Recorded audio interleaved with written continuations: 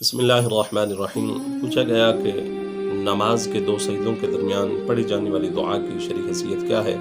تو سنیے، نماز کے دو سجدوں کے درمیان پڑھی جانے والی دعا حدیث پاک سے ثابت ہے۔ حضرت عبداللہ بن عباس فرماتے ہیں آقا علیہ الصلوۃ والسلام دو سجدوں کے درمیان یہ دعا پڑھا کرتے تھے: اللہم اغفر لی وارحمنی واجبرنی واہدنی وارزقنی۔ اے اللہ، میرے درجات بلند فرما، مجھ پہ رحم فرما، میرے نقصان اور مصیبت کی تلافی فرما، میری رہنمائی فرما اور میرے رزق میں اضافہ فرما۔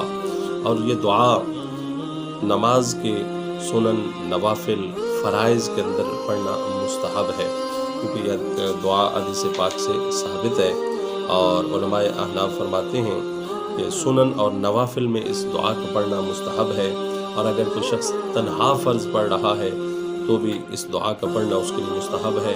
جماعت کے ساتھ، چونکہ مقتدیوں کی رعایت کا خیال رکھنا ہوتا ہے، اگر مقتدیوں پر امام کا یہ دعا پڑھنا گراں نہ گزرے تو امام جو ہے وہ دو سجدوں کے درمیان جماعت میں بھی یہ دعا پڑھ سکتا ہے۔ لیکن چونکہ مقتدی مختلف قسم کے امام کے پیچھے ہوتے ہیں تو ان کی رعایت کا خیال رکھتے ہوئے امام کو تخفیف کرنا یہ جو اولیٰ ہے۔